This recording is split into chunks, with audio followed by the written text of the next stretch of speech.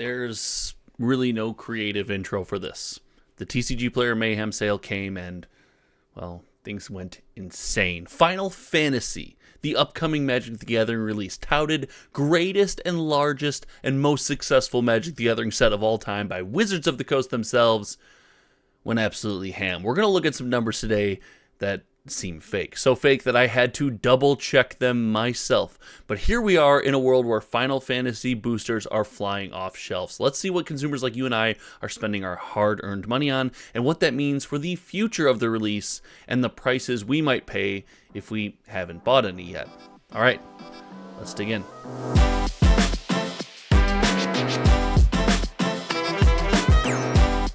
Now, I'd like to say that I was doing a clickbait hype intro to get you excited for the video and make you hit the subscribe button down below, because for a small channel like mine, every click of that subscribe button means the world, but I wasn't. These numbers are real, and if you don't know what we do here, we collect every single sold listing of major sealed product from TCG Player for massive card game releases, and we store them in the data vault, and we showcase all that data at cardboardfinance.com. It is supported by all of the channel members here. Big shout out to each and every one of you, so I don't have to pay the server costs out of my own pocket, and we have some insane numbers.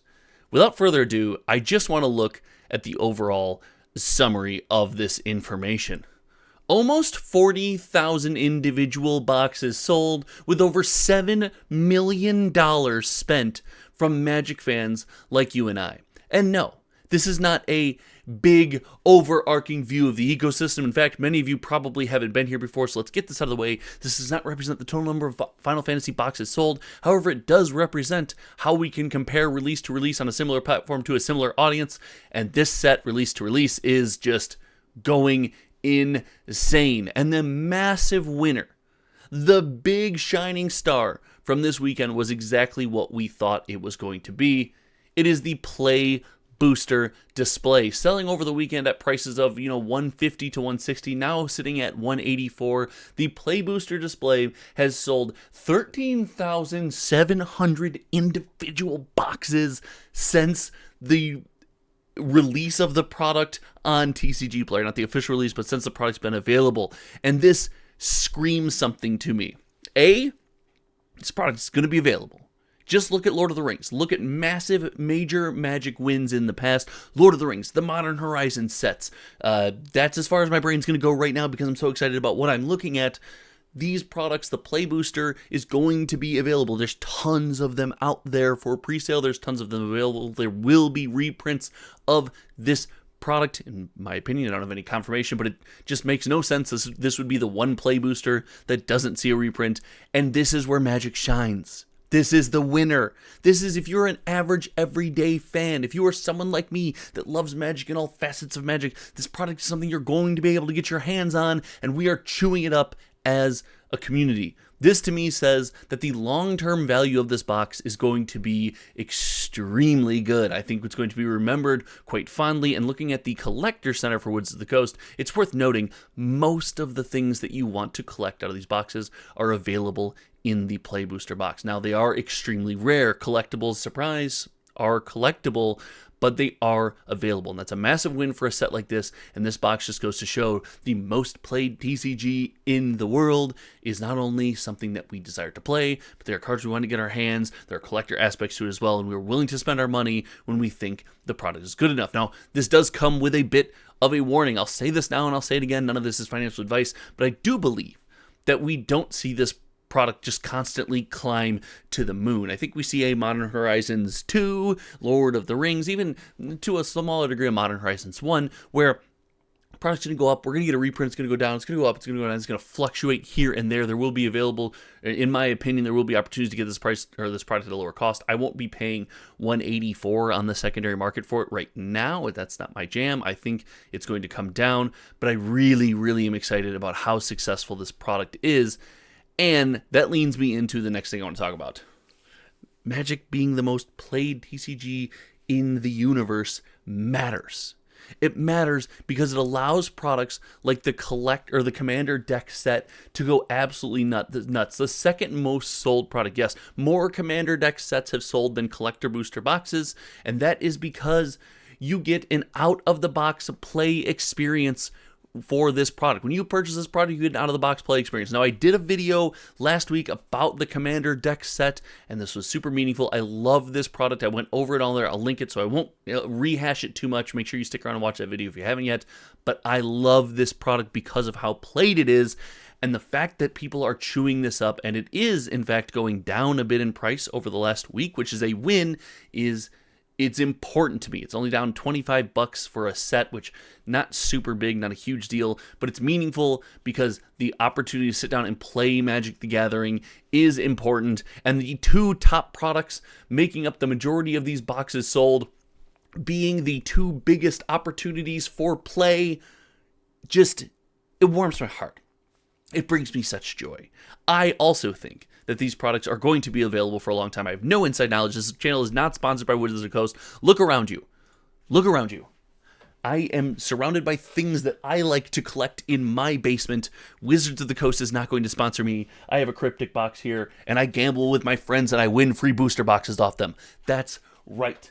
However, I have been in the space for the better part of 20 years, and it doesn't make sense to me for Wizards of the Coast not to want to constantly reprint the Commander decks and the play booster boxes. Looking at the Lord of the Rings Commander decks, Lord of the Rings set and draft booster boxes as semi-facsimiles, these are still coveted products today that people can get their hands on, game stores can put on shelves, and we can go enjoy. I think Final Fantasy is going to go the route there that they went with Lord of the Rings because the reach is important. Now, all of what I said is true. It warms my heart as a player, warms my heart as someone who enjoys Magic, warms my heart as someone who's going to sit down with their friends and play Commander this Friday that I'm actually really looking forward to. It also is something that I do not believe when it comes to the collector booster box. Listen, I remember the era fondly of, well, let's just call it one of my favorite sets, Streets of New Capenna, where the collector booster boxes were less than coveted. That is not the case here. This product is stable in value in the 700s, and yet still wildly coveted by our community. Over 2,000 boxes sold when people didn't really know their allocations yet for collector booster boxes on TCG Player is pretty nuts. This is the product that I expect to go up in sales numbers the most in the coming weeks as we get definite locked-in allocations, as people decide what they want to spend as we get closer to release, because as every TCG does, Magic tends to ramp up sales as we approach the release of this product. People don't want to pre-release and spend their hard-earned money and be out there $700,000, $180, whatever it might be, for months and months and months and months before they see something. Most of us want to spend the money, get the product, be happy. The collector booster box, in my opinion, is a different beast. Wizards of the Coast has changed their direction with collector booster boxes. We saw this with Lord of the Rings. We saw this with Lord of the Rings Special Edition. We've seen this with Fallout. We've seen this with Tarkir, Bloomburrow, Wilds of Eldraine even, Ixalan. Good cards in collector booster boxes and limited print runs is a big deal. Heck, looking back into an even, let's call it lesser era of Magic the Gathering, with the Brothers War being the headline collector booster box, we see that box performing well in the secondary market and being coveted because it is a set print. With the serialized cards involved in that product, they're not free just to reprint the collector booster box willy-nilly, and because of this, the box and its contents remain fairly collectible, and our community, as much as we might not believe it, heck, you might just be a Magic player. You might want all cards to be super affordable. You might want to buy the cheapest version of everything, and that is totally okay. But as a community, as a whole, all of Magic the Gathering, we have proven we love collectability. We love chase. We love adding shiny bling to our decks, our binders, etc. And this box is going to go a million miles into achieving that goal. Because of that, I think this is a limited print product, and I think the collector booster box is in for a surprise. We saw the Lord of the Rings box sit around 400, fluctuate, drop down. I'm not talking special edition. That was kind of a weird niche case where people didn't like it, they loved it. But the regular box, around 400, up to 700, one ring pulled, back down a little bit, now back up. It was all over the place. I think this is going to be a much smoother trajectory, something we've seen in the past, and I look for this to be an all-star product when it comes to, hey, you bought it now, what's its value in a year, 2 years, 5 years, 10 years. All in all, the numbers are just insane. I'm going to pull this up one more time because it just blows me away that we have spent this much money on this product already. I could not believe how far we came, how much we've done. I mean, heck, let's take a look at something just for comparison, like Tarkir Dragonstorm, a very wildly successful Magic the Gathering release, a wonderful set of products.